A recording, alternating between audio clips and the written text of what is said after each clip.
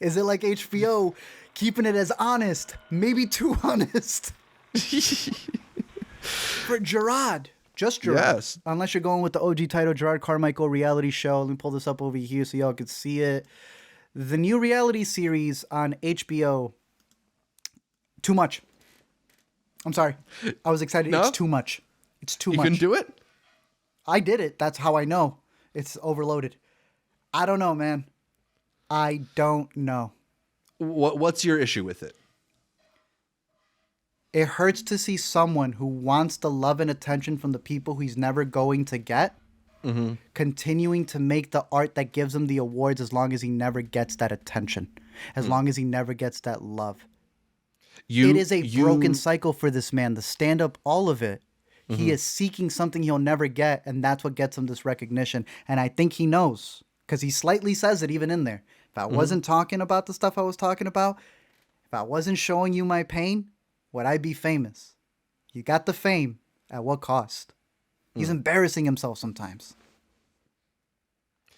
Sure, but it's that vulnerability that is so compelling, right? Like, were you more glued to your This were you isn't more bad. glued to your screen during any moment but the Tyler, the Creator sequence? That's my point, though. Yeah. Who was it? Who's all wrapped up saying this isn't truth? You're just packaging it up? Who could that possibly be, Zach? I love that they would go to the effort when it is the most obvious Bo Burnham appearance. Like they went to the Emmys together. It'd be like hiding Tyler. Well, that's the thing. You can't do that. Right. Like know it's maybe it works for a little bit, but the second that the masked man calls this whole project exhibitionist, like no, I see you. Yeah, you start doing I this. know how your brain works. Look at your lanky self. Who else could it be? May I, though? What's he talking smack about? Can you tell me the difference, then, between his disgust for what he's doing and what he did in Inside? I mean, I think what Bo would say is that he's being more honest about the nature of what Inside is, but That maybe stage, Jerrod this is on the being fly. honest by putting that part in here. Like, well, here's the other thing is, how much of this do you think is reality? Or do you think this is doing like a Nathan Fielder rehearsal kind of thing where it's a constructed reality? It is definitely constructed reality because that conversation with Tyler, I don't think one happens without you letting Tyler know if you don't want to ruin that friendship. Right. And we're going to get into the Tyler stuff. But two, within that Tyler thing as well, they're in a corner. And this is when I was telling you that they're filming a certain way. Then they get this beautiful, beautiful, beautiful shot of Carmichael. That can only happen if the camera's on Tyler's seat. Well, if they got the 2 camera setup, they probably set up for that. Yeah, the 2 camera setup had him on this side. But there's one specifically dead on him when he does this. And I'm like, I don't know. I feel like maybe you got that from a different thing, but he's responding to him at that point in time. Yeah. What parts maybe... I felt for the most part, I don't think he's faking it. I think the issue here is like you're being too vulnerable. And I think his friends tell him as well. Or not even his friends, because remember, I don't know how much of Carmichael's backlog you've seen. He likes to put his mom front and center. He does. His father's the only one who knows you're going to catch me for a little bit. I'm curious how much he gets of him here. But he always, I don't want to say the word exploits, so I'm not going to say the word exploits. He uses.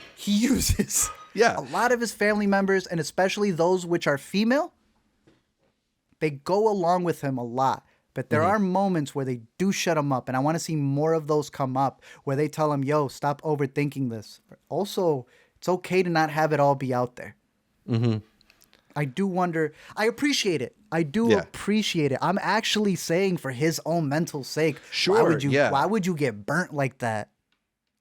Yeah, I mean, I don't know. It's uncomfortable to watch, but I think that is part of why I found it to be just really, really compelling. And But why would I bring up a personal issue with you live right now? I mean, ratings? I don't know, man. There you go. Right, it's the first thing that comes to mind. Sure, why? but it's also like, especially as a stand-up, like a lot of people are mining their lives for comedy, right? And at a certain point, he's trying to process his experience and his pain through his art. And I guess this is the avenue he's chosen to do that. So I get the artistic impulse to try and document it. Like it makes me uncomfortable. But he needs the pain, right? Yeah, I mean, sure. That's my thing. The thing is, but that's sort of always been what he likes to dive into the uncomfortable, even when it was that sitcom he did. Like it was talking more political issues, but he seems to be at his most alive when he's pressing buttons. That may be my other thing. You know, I love Carmichael. Mm-hmm. How did this man get so many stand-ups, a whole other show, and the reality show before the Emmy? My man's well-funded too. I will give him that. Yeah, people want to see what he's doing. I don't know. Good on him, I guess. I am very curious to see where he's going to expand it about.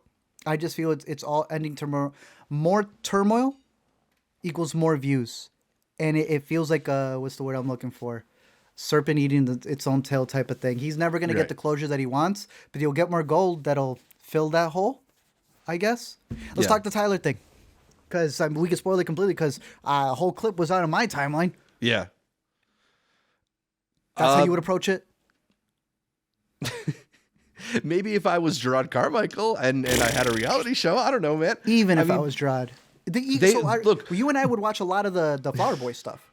Yeah, that's what I was going to say. They've had extended televised conversations before, so it's not that strange to them. But it was under Tyler. And then Igor, him being the voice in Igor. And then I'm re-listening to Igor. It sounds like he already told him all this stuff on vinyl. I ain't got love for you. I'm running out of time. I don't have what you want me to give you. So to corner him after they said years of not talking to each other, kind of, it went a little. He wants to being weird, not talking to each other, but it's feeling weird. Yeah, not having the friendship that they had before. I guess putting that on camera is a choice. Yeah. What would you have done differently? Would you have asked a different question? Because I do feel he's like, it's been weird. And Tyler's like, so what do you want from me? He goes, I don't know. Tyler's like, I already gave you. When you told me, I gave you that. Now you're sitting me here. Why would I give you anything different? Yeah, well, I think like I can empathize with the awkwardness that someone must be feeling in that situation of being across from a person that you've confessed your love to and not receiving it back, but wanting some kind of closure. Like it's awkward. Like that's a relatable situation for a lot of people. Awkward.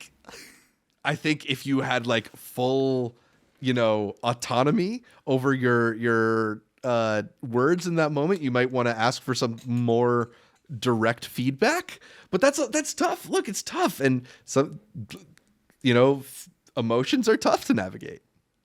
Hey, if I had an HBO budget, I'd think of a couple of other things before sitting the crush that already ignored me in front of me, especially when he hit him with that response. First one was ordering food, which they don't show you when he ordered the food, but he places an order for room service and slurps it all. Then goes... That was hilarious to me. The amount of extended food eating shots and noises just sitting in that uncomfortable energy. But that's also part of what makes me feel like this is very constructed in some parts. That like, there was one, that I don't think this is him springing something on Tyler, but like them being aware as artists who are within each other's radiuses that like, I'm going to try and create something out of this. And maybe it would be funny if we stop and eat room service for a little while. I think he ordered it because the conversation was awkward. That's how I took that. I think when he, not cropped us, when he like the Dutch ovens, the cameraman, that adds a little to the like, oh, this is really off the cuff. What's happening here? But then there's the words he chose about leftovers or whatever else, so you can eat that. I wasn't implying that I wanted it. I think he's a very poetic man, Tyler, the Creator. Mm-hmm. And I think choosing to say, I'm big straight on that is also very indicative of this being a conversation that could have only gone one of two ways, this way, or he opens up. So in that, is that not a form of outing your own friend? Well, he's out, right? Like... It's not a secret. Yeah, he's out. He's fully? He's out enough. Flower Boy made it pretty clear. I think this is the most out I think they've had on a conversation. Sure. Because again, Flower Boy and Igor are like artistic. It's not something where it's Tyler telling it to you. So I felt a little weird there. I could He be didn't have to show up. He He didn't have to show up. So He there's a wasn't bunch of for a cameras while. there. He's not like he's unaware that it's being filmed. I think that's why he said what he said at the end. He was, no, I'm big straight on this. I don't want any of that. I'm good.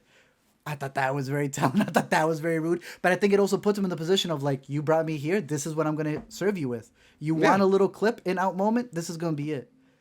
I'm going to hear Jerrod on this. I'd feel away if I was the muse for Igor that won all of those Grammys. And then I was tossed to the side. Is he the muse, though? You don't think so? I don't think I thought so. that was like his whole bit. I didn't take it that way. I don't think. Well, then you think that he's just a random dude who like liked him? Wait, who? Jerrod and Tyler work together. Yeah, right, but the recency. I don't think the timelines match up.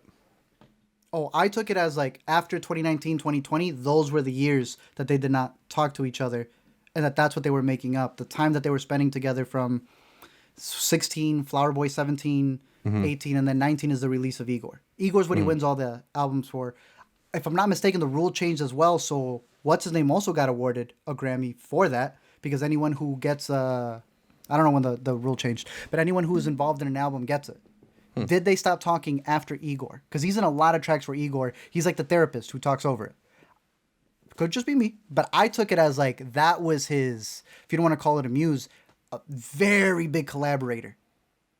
And if he's talking about him in a lot of those songs, like you're saying, where he comes out a little bit on his sexuality, okay, I can see why he feels a way. Because then at that point, he's not outing Tyler. He's going, nah, you used me for a lot of this music, and now I'm like not even your friend anymore. That's where I'm like, okay, I could see the brain going different places and wanting to feel a way about it. Because to him, yes, it would already be out there in that art. And now this is Jerrod's art. And he's putting you in there. But still got burnt. Yeah, I think it's awkward. I think it's all over the place.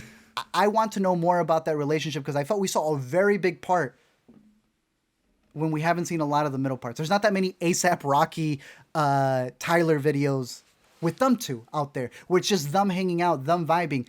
I don't know how intimate that was, but it very much seems like it was when the pilot episode of Jerrod, the reality series, is you confronting your old friend. I'm curious if he comes back later. Yeah. I don't know if you remember, I mentioned that I had gone to a taping for the Jerrod show. And it was one of those stand-up bits. I thought it was interesting how he's using the stand-up as the confessional, right? Yeah, that's awesome. But he in that pilot episode, he talks about how he texted his friend and he turned off his phone and he went on stage. That seems to just be a recurring tactic for him because he did the same for the show I went to, only it was a message he sent to his mom. So look forward to that. I'm sure that'll be part of a future episode. I don't know. I'm going to keep tuning in. I'm compelled by it. Yeah. It's like reality TV.